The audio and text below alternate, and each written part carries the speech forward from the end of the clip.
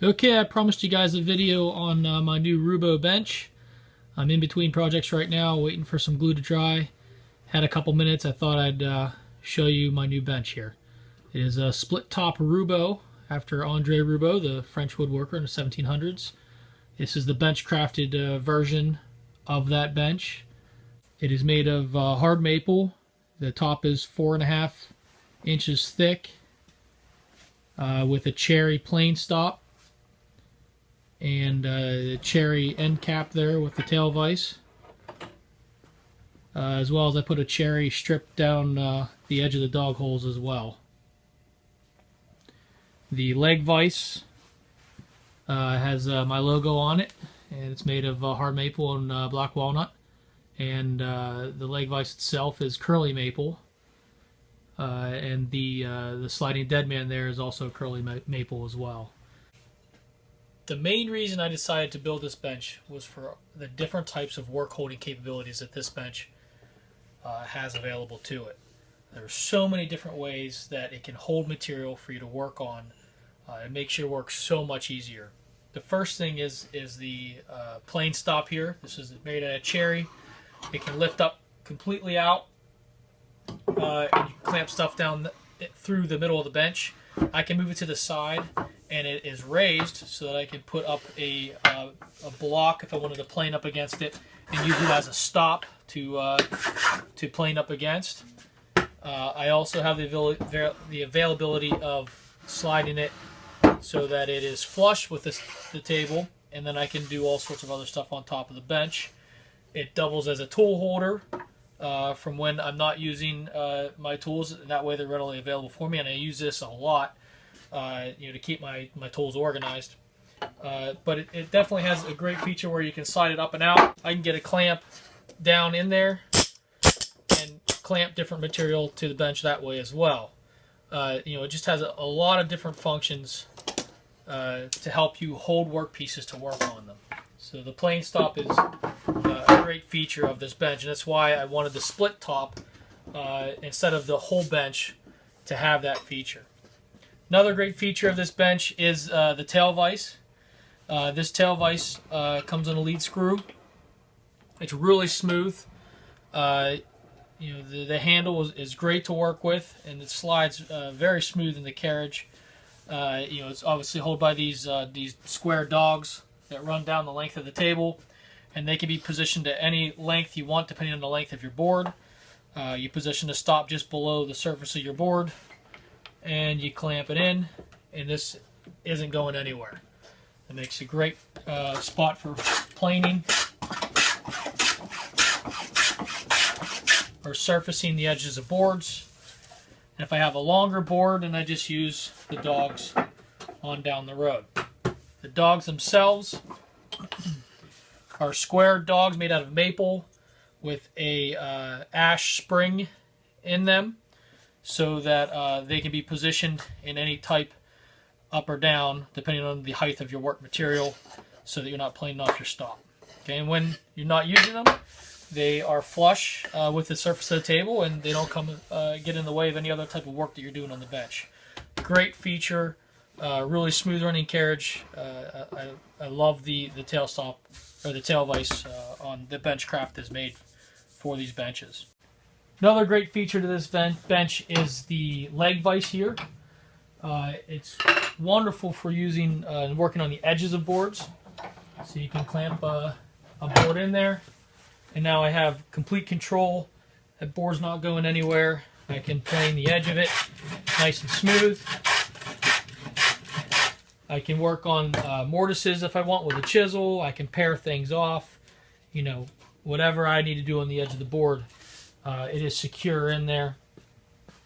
And then when I'm done, I just release the vise. So you can work on the ends of boards. Good for doing any type of dovetail work with a saw. It's there and secure. It's not going anywhere. If I have a longer piece or a longer board, and I have a piece of rough cut curly cherry here, actually it's curly maple, I can put in here.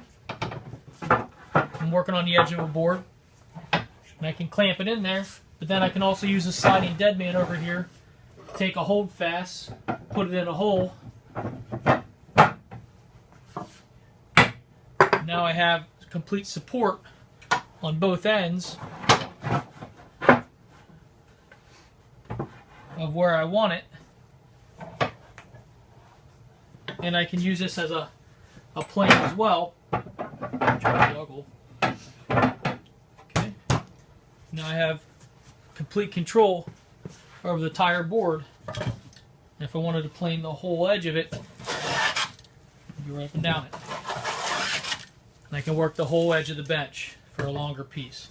So great ability to have just shorter pieces or longer pieces with the sliding deadman really works really well.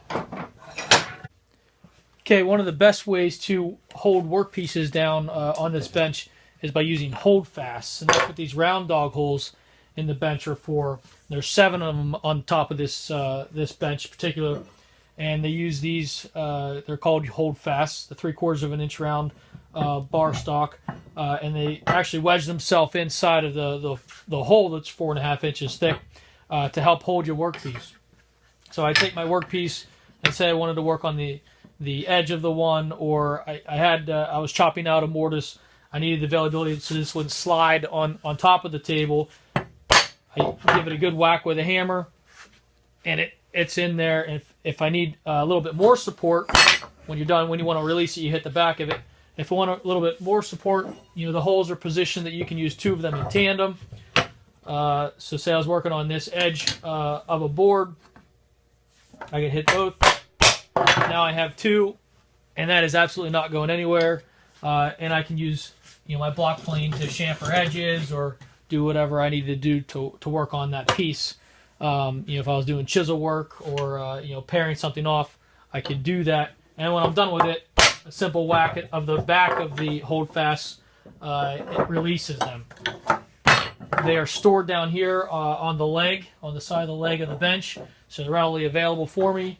And again, all over the bench, I have that availability to use those. So great way of holding material down, and another option that this bench has for you for holding material. It's just the ultimate work holding bench. And that's definitely the reason that I wanted to build this bench. I love it. It took me a long time to build, but I'm definitely glad I did it, because it has made my production and my work a lot easier and a lot faster, and made my work a lot better, I believe. I want to give you a close-up shot of the leg vise. It's curly maple and the black walnut and maple insignia there. There's my logo. But I wanted to give you an inside look of what the vise holds as far as the lead screw is concerned. There's an inch lead screw there. But the big thing is this scissor action that happens. In the old days, there used to be a peg down here.